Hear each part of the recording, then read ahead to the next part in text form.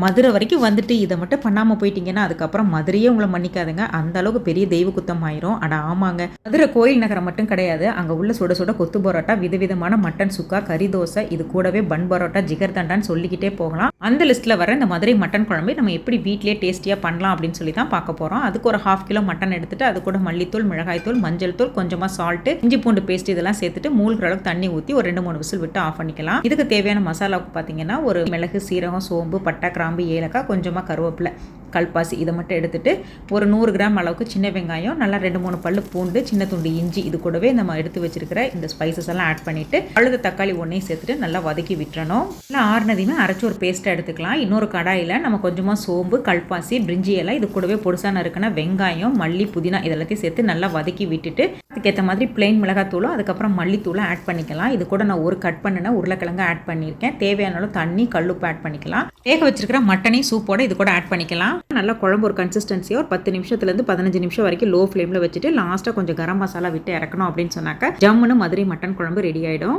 இப்போ கையில் சர்வ் பண்ணக்கூடாதுன்னு சொல்கிறாங்க. இது சரியான்னு சொல்லி கமெண்ட்டில் ஷேர் பண்ணுங்கள். பிடிச்சிருந்தா சப்ஸ்கிரைப் பண்ணுங்கள். தேங்க்ஸ் ஃபார் வாட்சிங்.